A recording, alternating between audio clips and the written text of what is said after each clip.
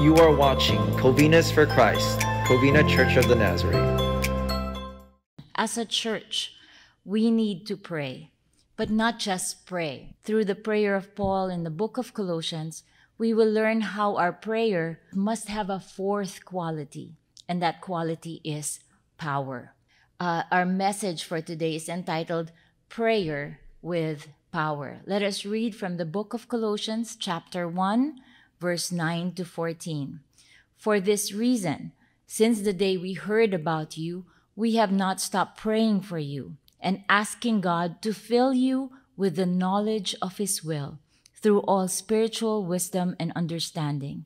And we pray this in order that you may live a life worthy of the Lord and may please Him in every way, bearing fruit in every good work, growing in the knowledge of God, being strengthened with all power according to His glorious might, so that you may have great endurance and patience, and joyfully giving thanks to the Father who has qualified you to share in the inheritance of the saints in the kingdom of light. For He has rescued us from the dominion of darkness and brought us into the kingdom of the Son He loves, in whom we have redemption, the forgiveness of sins. So first of all, Paul made a request, and we find it in Colossians 1 verse 9. He is asking God to fill you and I with the knowledge of His will. That little phrase is actually the heart and soul of the prayer of Paul. Paul was praying that the Colossians will know the will of God in their lives. He's asking God to give them wisdom and spiritual insight so that they will know God's will.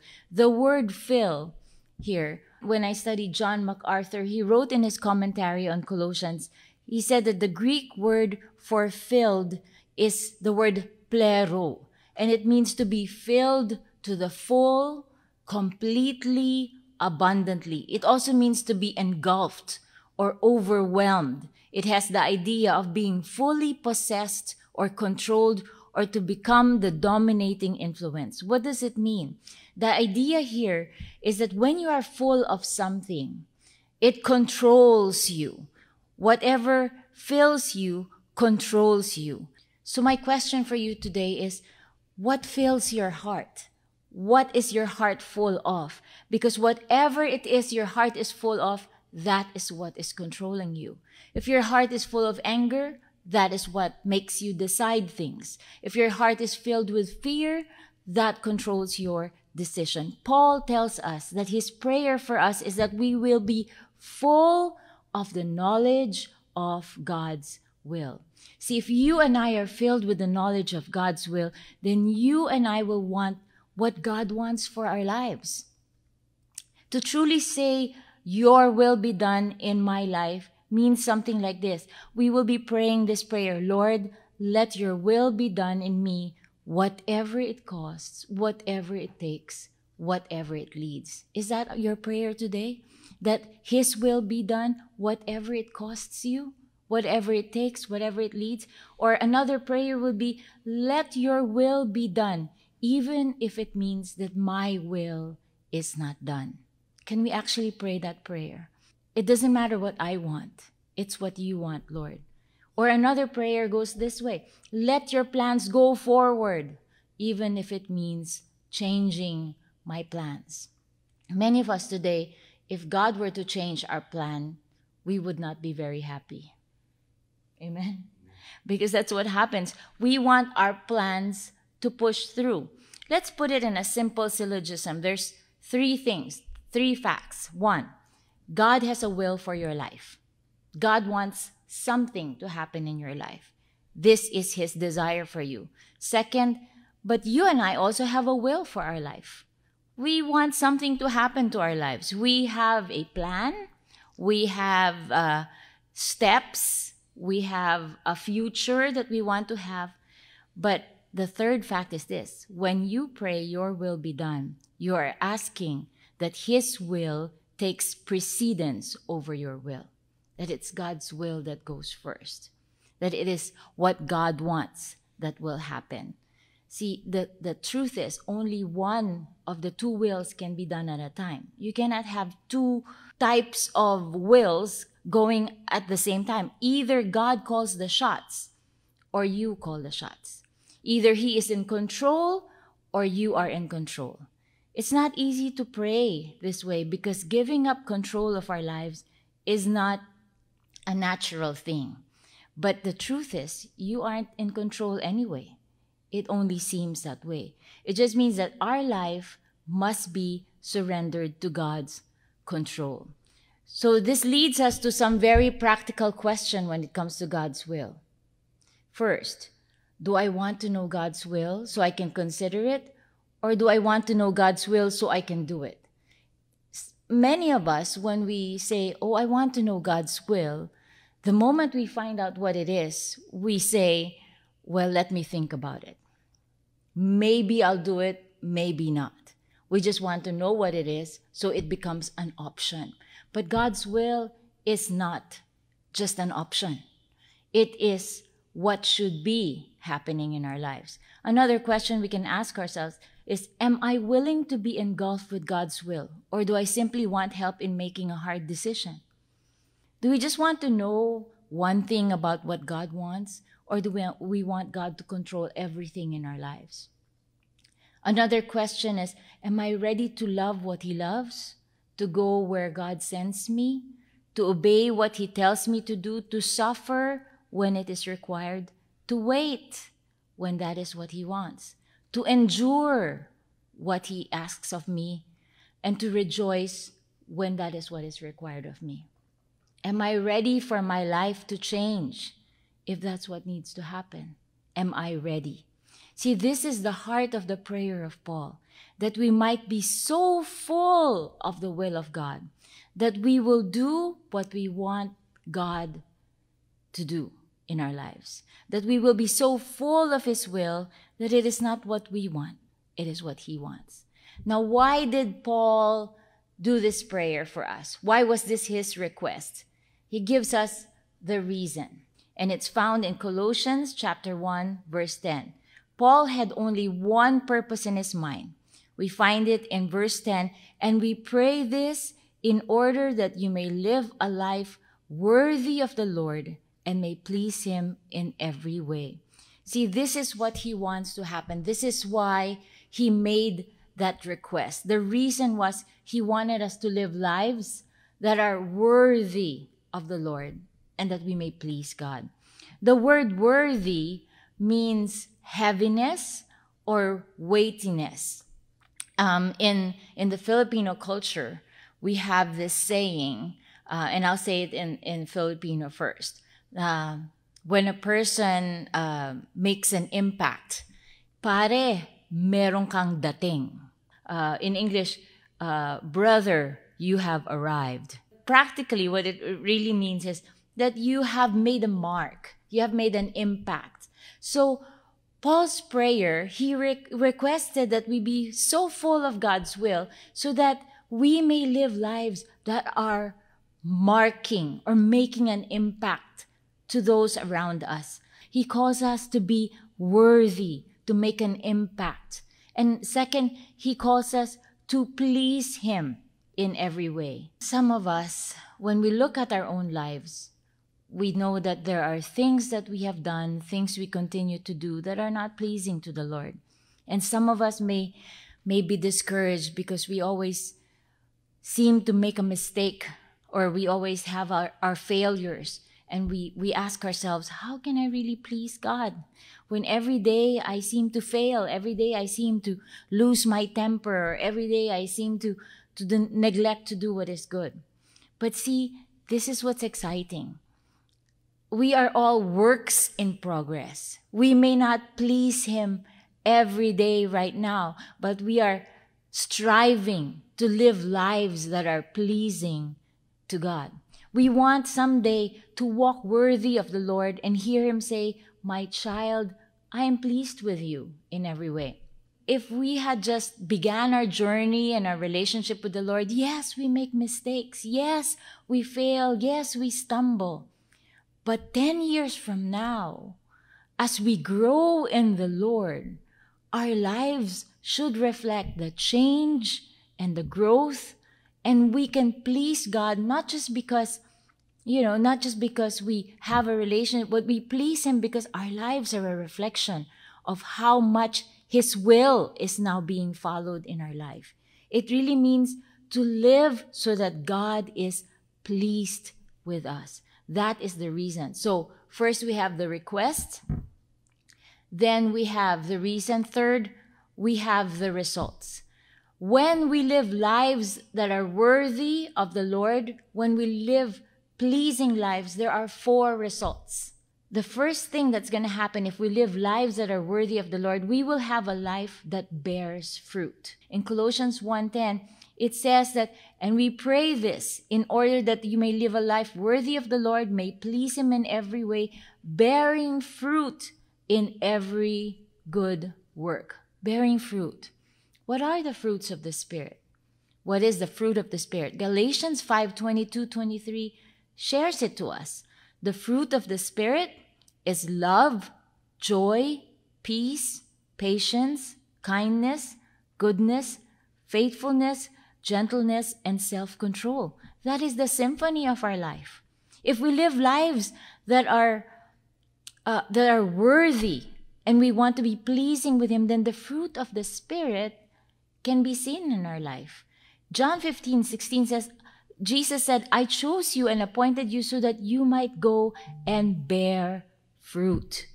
I guess the question we need to ask ourselves today is, how much fruit can be seen in our lives?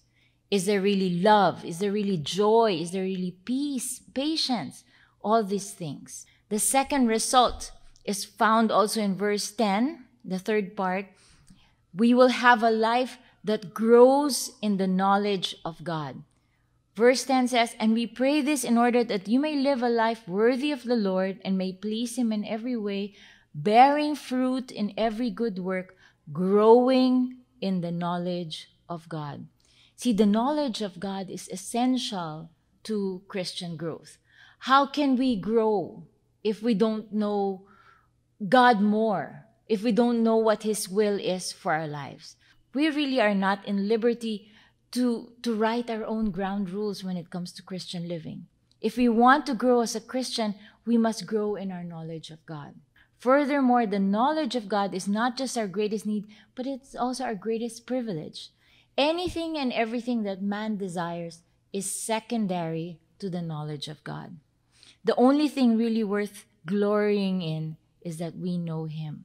He must be the center of our lives, controlling all of our decisions, our aspirations. Third, we will have a life that endures in hard times.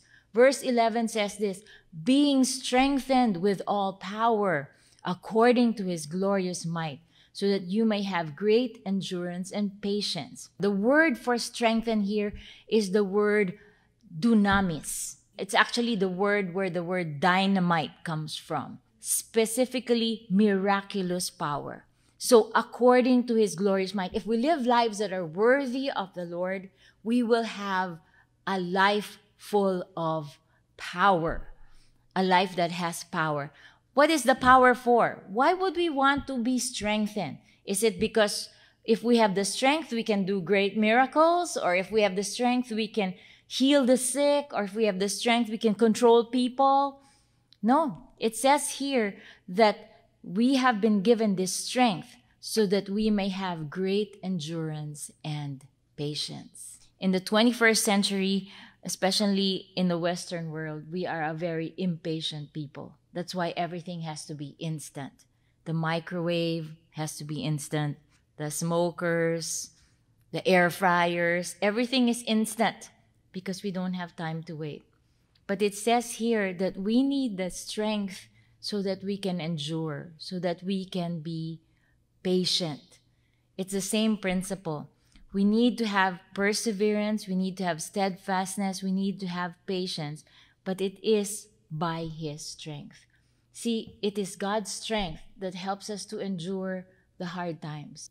It is God's strength that gives us the power to take the trials that we go through, the problems that we face. It is all by His strength.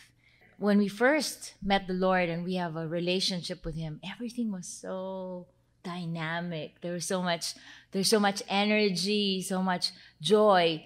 But then, when life starts to happen and when trials come one after the other, that initial joy that we have starts to fade and we are overwhelmed. When that happens, we need God's strength. We need His strength to endure those times. The fourth result of living a life worthy of the Lord is we will have a life that gives thanks continually. It says in Colossians 1:11, being strengthened with all power according to His glorious might, so that you may have great endurance and faith and patience, and joyfully giving thanks to the Father. As people, we tend to be ungrateful.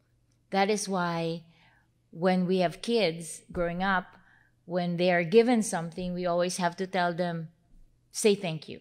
We always have to push them. Don't forget, say thank you. Because it's not natural. It's not natural for people to say thanks. When they're given something, they take it for granted or they just assume that it's theirs. So we are an ungrateful people. But see, as we live lives that are worthy of the Lord, as we continue to please Him, we start to be giving thanks. And we need to do this, especially during hard times. When we go through hard times, it's very hard to be thankful. It's hard for us to pray, Lord, thank you for the problems I'm facing. Thank you for the trials. Thank you that I'm having such a hard time. Thank you that I lost my loved one. Thank you that I'm now sick. Those are very hard prayers to pray. If we have the knowledge of God's will, then we can continue to be thankful because we can see God's plan in our life. What do we have to be thankful for? Verse 12 to 14, we have the inheritance of God's kingdom.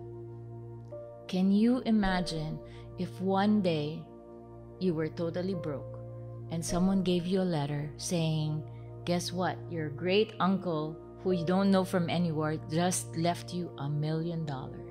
You would be shouting for joy because from zero, you went to $1 million. But see, that's how we are also.